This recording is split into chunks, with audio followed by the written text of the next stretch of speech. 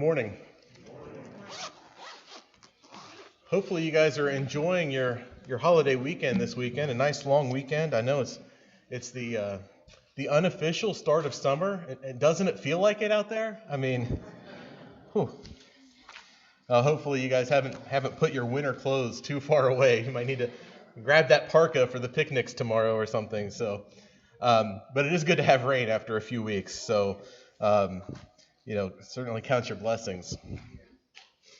So even though I'm just filling in for Mike this morning while he's out of town, I am going to continue his series that he's been doing here between Mother's Day and Father's Day. His series is on sticky families. And this morning's focus is on something that needs to be particularly sticky, and that is our faith. And I certainly appreciate Matt leading that song, Faith of Our Fathers, because that's really what we're going to talk about this morning, is this generational aspect of our faith.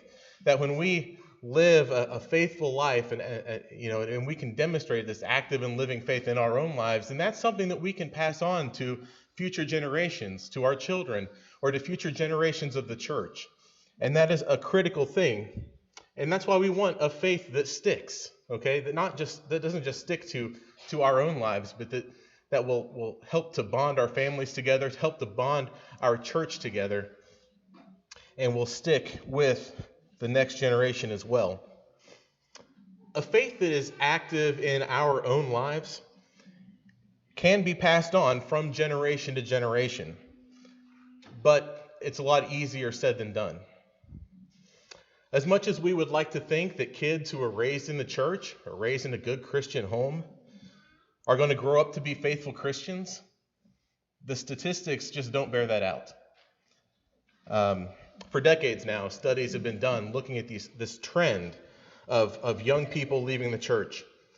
Some studies suggest rates as high as 96% will leave the church. Most of the studies kind of fall between the 60 and 70% range. Even the most optimistic results have about 50% of young people leaving the church as they become adults. The statistics are terrifying. They're frightful when you think about it. But I doubt they're all that shocking to most of us in here. The fact is, we've seen it happen too many times. It's hard to imagine when you're teaching a Bible class to elementary school kids, or you're at VBS, and you're surrounded by these kids who just have this fervent love for God and this love for Jesus and this zeal. It's hard to imagine that half of them are statistically likely to turn away. But you start seeing the trend kick in at about age 15. And it ticks up even higher at 16 and at 17. And by the time kids are 18 years old, that's when you start seeing these statistics, 50% wanting to go their own way. The fact is, those teenage years, those are very formative years. Before that, when kids are younger, it's pretty normal to just adopt the faith of your family. But at some point, our young people have to develop their own faith. Okay? It happens to everyone. We all have to do it. We can no longer just, do it because that's what mom and dad do. We've got to do it because it's our own faith. The question is, what can we as parents do to give them the best foundations for that? And what can we as a church do to support our families and to support our young people? To answer those questions, we're going to turn clear back to the book of Deuteronomy. The book of Deuteronomy is a retelling of the law. That's literally what the word means. It's a retelling of the law just before the Israelites enter into the promised land. So they'd already been given the law once, and now they're being reminded of it after wandering in the wilderness. Now they're about to enter into the promised land, and Moses is reminding his people, don't forget, this is what the law requires. And the passage that Vince just read contains perhaps one of the most important prayers in Judaism. Okay, it's called the Shema, which is the Hebrew word for hear. And it's found in this text. Those verses were prayed twice a day, every day, by Jews throughout history. In fact, Jesus himself likely prayed them a couple of times a day as well. And we know it was important to him because when he was asked what is the greatest command, that was his answer. And we see this in Deuteronomy chapter 6. Again, we'll focus on just the first verses 4 and 5 here. This is the Shema.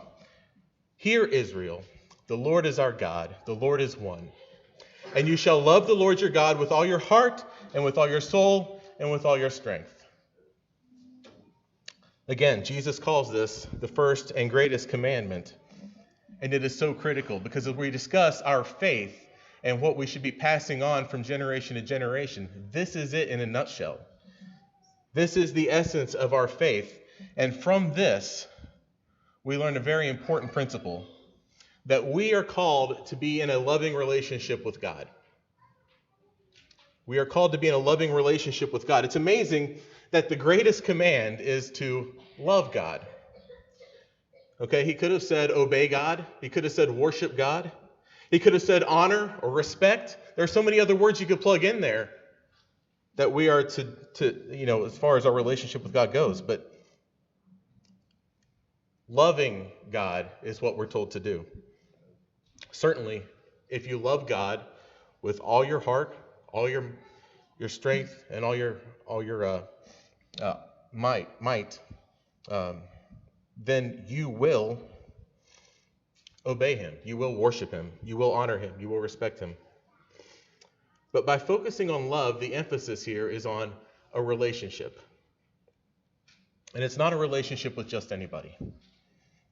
It's a relationship with the one true God. Okay, that's what verse 4 is telling us. This is the one true God. For people coming out of an Egyptian culture that was steeped in polytheism and heading into another land who also worship multiple gods, this was a key tenet to their faith, that there is one God, the God of Israel. And it's a key tenet to our faith as well. Not only do we worship the same God, but as Christians, we understand that no one comes to the Father but through Jesus Christ. We understand that there is one God. We also understand that there is one way to God. And that makes us different. And that is a key to our faith. But there's even more we can learn from this passage than just that critical truth, that the Lord is one and that we are to love him with all our heart, soul, and strength. We can also learn how this greatest command, this root of our faith, is to be passed down from generation to generation. Let's take a look at the next couple of verses in Deuteronomy chapter 6. It says, "These words which I am commanding you today shall be on your heart, and you shall repeat them diligently to your sons, and speak of them when you sit in your house, when you walk on the road, when you lie down, and when you get up." Verse 7 says, we are to teach these to our children diligently. The NIV says to impress these words on our children. And I like that translation. The Hebrew word literally means whet or sharpen, the implication there being that these words will be able to pierce deep into the heart. But before we can impress these words on our children, look at verse 6. Before we get to verse 7, where we're teaching and we're impressing, verse 6 tells us that those words shall be on our hearts. Before we can impress these words on our children, we must have them on our hearts. The fact is, you can't pass on something that you don't possess. It's a pretty simple truth, right? We all kind of understand this, right? Unless you're in Congress, you can't give away something that's not yours. And even then, they supposedly have the consent of the governed. The fact is, you can't leave an inheritance if you don't own anything. And faith works the same way. You can't pass your faith on to the next generation unless it's already living and active in you. You know, some of those statistics that I referenced at the beginning regarding young people leaving the church, well, some of those studies try to dig into why they're leaving. And hypocrisy is always near the top of that list. Now, ordinarily, when people cite hypocrisy as their reason for leaving the church, sometimes I kind of brush it off. I think of it as an excuse, right? They're trying to fault other people for their own decisions. often selfish desires, and they're just trying to blame someone else for their choices. But when it comes to kids, when it comes to our kids, I think the accusation of hypocrisy might hold a little bit more water. After all, who knows us better? They see how we act both at church and at home. And if we are just putting on a facade to come to church, our kids are going to see right through it. They see and hear far more than we realize. In fact, just last week, Mike referenced a passage in Ephesians telling fathers not to exasperate their children. And he repeated that several times. And as he did so, JJ, who I'd already been having some trouble with, I'd already had to take him out once. He was turned around, he was coloring. I did not think he was paying any attention at all. But as Mike is repeating, don't exasperate your children, JJ gives me an elbow. And I look down at him, and he points up to the pulpit and starts nodding at me. We know what that means, right? Dad, pay attention to this one. This part's for you. You need to hear this. I told Connie about it after the lesson. And I said, he doesn't even know what the word exasperate means. And she said, oh, yes, he does. I tell him all the time he's exasperating me. So believe me, they are always watching. They are always listening, even when we think they aren't. They're picking up on what we do. So when we go to church and we talk about the importance of a personal and family Bible study, and then we go home and we never do it, they see that. When we go to church and we talk about the importance of prayer, and then we go home and we don't pray with our kids, they see that too. They notice. If you want your kids to have a faith that sticks, it's up to you to love the Lord. You'll be surprised at how often they will love what you love. So if you want your kids to pray, you need to pray. If you want your kids to serve, you need to serve. If you want your kids to love God, you need to love God. And that ties directly into our third point this morning. Passing down our faith is not a job for professionals. Passing down our faith is not a job for professionals. As parents, it's really easy to think that all we need to do is get our kids to church. Okay, that's it. That's all we got. If we can do that, we will be successful and they will have a strong faith. We think a strong faith involves dragging our kids into the building, strapping them down to a pew for an hour, and then sending them off to a Bible class teacher so they can learn all they need to know about life and godliness. I hate to break it to you, but it doesn't work that way. The church definitely has a role to play, and we'll get into that in a minute, but that's not the role. Let's go back to our text again, focusing strictly on verse 7 here. And you shall repeat them diligently to your sons and speak of them when you sit in your house, when you walk on the road, when you lie down, and when you get up. Of the 4 places and times that are listed here, given as opportunities to teach, 3 of them clearly reference the home. That's where it says you sit, in your house. That's where you wake up. That's where you lie down. And the other one that's mentioned here, walking along the road, that's still something you do with immediate family, or did. We don't really walk along the road to get places anymore. We drive. But even that, I think, applies, right? I can tell you from experience that a lot of teaching happens in the minivan. Okay, so all of these things are things you do with your immediate family. They're not things you do in the corporate setting. So if a parent's job is to pass their faith to the next generation, then what is the church's role? Well, the church still has a responsibility to preach and teach. We certainly know that. But when it comes to actually raising the kids, the church needs to come alongside families. That's what the church's role is, to provide support, to provide resources. That's why Mike preaches on family every year, a whole series on the family. That's why we offer so many of the ministries that we do. We're starting fellowship meals on Wednesday night to provide more opportunity to spend time together. And I think it's going to make it a little bit easier on families to get dinner before church. So maybe this coming Wednesday, you're not going to find us sitting at Denny's at 9 o'clock at night like you would have last week. Okay? We're starting up Teens in the Word on Tuesday nights. Okay, that's That's going to be something that's going to provide our teens with more opportunities to spend time together, to study Scripture, to be mentored by our youth leaders. But this year, there's a particular emphasis that's going to be placed on encouraging and equipping not just the teenagers, but their families. Because we recognize that the youth group only has so much influence. We need to be there for families too. And of course, I would be remiss if I got up here and I didn't plug small groups that we're starting up next week.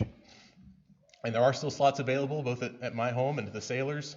There's still blanks there. And of course, if you really want to come to the church building, we can always pack more people in here as well. But I would certainly encourage you to explore these Bible studies in homes.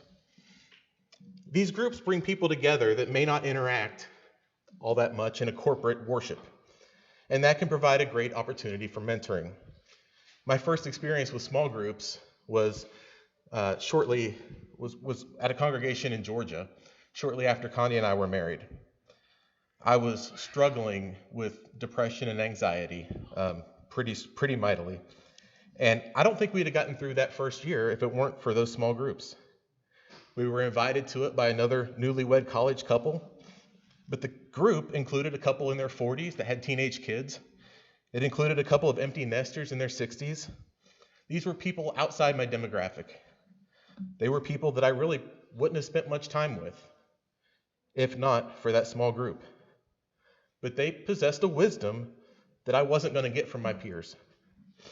And they were able to come alongside us when we needed it most, because they were able to be close to us and know what we needed. So the church absolutely has a role to play in encouraging and equipping families and young people. But the church is still building on a foundation that is laid in the home. How exactly is that foundation laid? What does it look like to pass our faith on to our kids? That brings me to our next point. That faith must be both taught and caught. Faith must be both taught and caught. We'll take a look at our text to see what I mean by that. We'll pick up in verse 7. We'll continue through verse 9. And you shall repeat them diligently to your sons and speak of them when you sit in your house, when you walk on the road, when you lie down, and when you get up. You shall also tie them as a sign to your hand, and they shall be as frontlets on your forehead. You shall also write them on the doorposts of your house and on your gates. Okay, so not only are we teaching kids, we're repeating these words to them, but we're doing all these other things. The one thing that comes across, at least to me, is that this is a very intentional thing. This is something you have to be very diligent about. This is not something that happens by accident. And that speaks to the need for faith to be taught. Faith doesn't come by osmosis, where you can rely on this entirely passive means of impressing values on your children. What you see here is a need for intentional instruction encompassing every aspect of family life. Again, faith will not be passed to the next generation by accident. But it's not enough to just say the words. You need to live them as well. And that's where the caught comes into play. That's why in some ways faith is actually better caught than taught.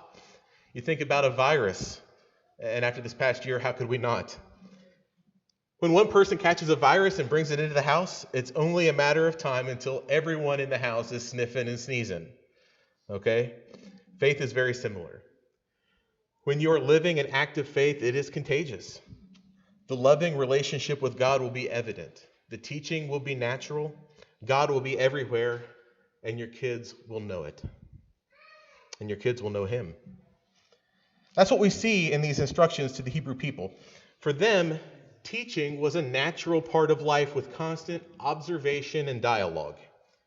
It's a little different than what we think of when we think of teaching, isn't it? The fact is, our educational model was more of a Hellenistic educational model. The Greeks were the first to really implement this, and this kind of formal education process that we're used to, where you've got trained educators that are teaching a group of children, that are measuring their aptitude through testing and through assessments. Okay, that all came about kind of with the Greeks, and the Romans continued it as well. And that's a good thing. It's certainly very helpful in science and mathematics, It's something we use at our house with, a classical education model. It's really kind of founded in this Greek and Roman um, model. But that's not what we see laid out here in Deuteronomy. The Hebrew educational model is more like something you get naturally from very young children, where they are watching what you're doing and they're asking you the questions. Why do you do that? Why are you doing it that way? We see this demonstrated later in Deuteronomy 6. I don't have it up on the slides, but Deuteronomy 6, starting in verse 20, says, "When your son asks you in time to come, saying, 'What do the provisions and the statutes and the judgments mean which the Lord our God commanded you?' Then you shall say to your son, 'We were slaves to Pharaoh in Egypt, and the Lord brought us out of Egypt with a mighty hand. Moreover, the Lord provided great and terrible signs and wonders before our eyes against Egypt, Pharaoh and all his household. He brought us out of there in order to bring us in, to give us the land which he had sworn to our fathers. So the Lord commanded us to follow all these statutes, to fear the Lord our God for our own good always, and for our survival as it is today. And it will be righteousness for us if we were careful to follow all this commandment before the Lord our God, just as he commanded us.'" That's what the Hebrew education model looked like. That's what Deuteronomy 6 is instructing the people to do.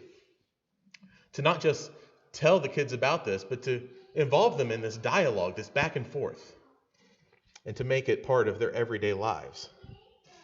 Can we do the same thing for our kids? When they ask why we sing in church, are we ready with an answer for that? When they ask why we take communion, when they ask why they can't have some, when they ask why we pray or when we pray, why we study, that's an opening that we have to share our faith, and we need to be ready for it. Kids want to be like their parents and their mentors, and we need to be ready to share why we do what we do. It's not an easy thing, but it's absolutely worth the effort. The fact is, what we teach our kids will have eternal consequences. What we teach our kids will have eternal consequences. Why were the Israelites told to pass these words on to their children? The answer comes actually just before the Shema is given. We haven't read these verses yet, but we see in the first 3 verses of Deuteronomy 6, there are a couple of "so that" statements that explain why Moses is about to reemphasize these things. Starting in verse 1 of chapter 6, we read, I do have these on the slide. "Now this is the commandment, the statutes, and the judgments which the Lord your God has commanded me to teach you, so that you may do them in the land where you are going over to take possession of it, so that you, your son, and your grandson will fear the Lord your God, to keep all his statutes and his commandments which I command you all the days of your life, and that your days may be prolonged. Now, Israel, you shall listen and be careful to do them, so that it may go well for you, and that you may increase greatly, just as the Lord, the God of your fathers, has promised you, in a land flowing with milk and honey." The Israelites were about to enter the promised land, and their faith was going to be challenged daily. I think you could easily kind of relate that to our kids who are growing up, who are teenagers and becoming young adults. They are about to go into a world where their faith will be challenged, will be tested daily. And so we need to equip them in much the same way that Moses was instructing families to equip the Israelites.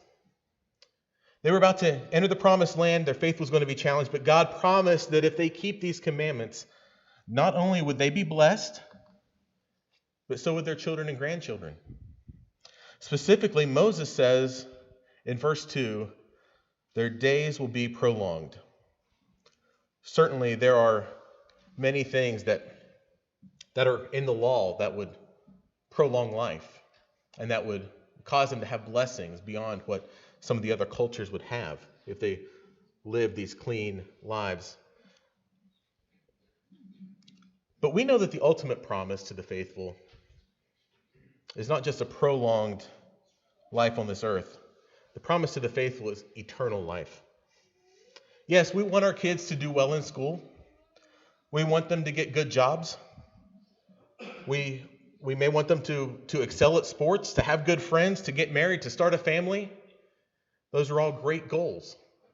But none compare to the ultimate goal of seeing your kids and your grandkids in heaven. What does it look like when you establish that as the goal for your household? It looks a lot like Joshua 24, verse 15. I think a lot of us are probably familiar with this verse. Joshua 24, verse 15 says, "But if it is disagreeable in your sight to serve the Lord, choose for yourselves today whom you will serve, whether the gods your fathers served, which were beyond the Euphrates River, or the gods of the Amorites in whose land you are living. But as for me and my house, we will serve the Lord." That's what it looks like when you pattern this faith, when you make a decision that you're going to live faithfully so that your kids and your grandkids will follow in that faith. The results of that decision are found at the end of that chapter, with future generations knowing God and carrying on the faith. Joshua 24, verse 31 says, "Israel served the Lord all the days of Joshua and all the days of the elders who survived Joshua, and had known every deed of the Lord which he had done for Israel." That's what success looks like. That's what we want. That's what happens when you pass your faith to the next generation. But it didn't take long for Israel to show us what it looks like when that faith isn't passed on. In fact, just the very generation after that. Judges chapter 2. I'm going to start reading in verse 7. It's going to reemphasize what we just read, that there was some success after Joshua, but we're going to quickly see that deteriorate with the people of Israel. Judges chapter 2, starting in verse 7, "The people served the Lord all the days of Joshua, and all the days of the elders who survived Joshua, who had seen the great work of the Lord which he had done for Israel. Then Joshua the son of Nun, the servant of the Lord, died at the age of 110. And they buried him in the territory of his inheritance in Timnath-Heres, in the hill country of Ephraim, north of Mount Gash. All that generation also were gathered to their fathers, and another generation rose up after them who did not know the Lord, nor even the work which he had done for Israel. Then the sons of Israel did evil in the sight of the Lord and served the Baals. And they abandoned the Lord, the God of their fathers, who had brought them out of the land of Egypt. And they followed other gods from the gods of the peoples who were around them, and bowed down to them, so they provoked the Lord to anger." Just the next generation after we read about that success under Joshua, we read about the Israelite people falling away. It doesn't take long for society to break down when a generation is not told what God has done for them. And that brings me to kind of the final takeaway for this morning. Each generation must be taught who God is and what he has done for mankind.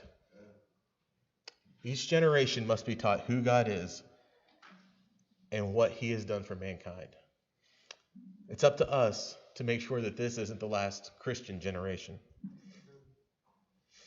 As I hope you've heard this morning, the legacy that we leave will be directly tied to our success in sharing the good news with the next generation, and to demonstrating how we should live as a result. If you aren't living in a way that demonstrates a love for God and a love for Jesus, you certainly won't be in a position to instill those values in others. It's time to turn it around, to start living according to God's commands. If you're struggling with that, and you need the prayers of the church to help you get back on the right track, we're here for you. If you're not a Christian this morning and you're ready to obey the gospel, or if you just want to discuss with an elder what those steps are, you have that opportunity as well. If you need to respond in any way, please come.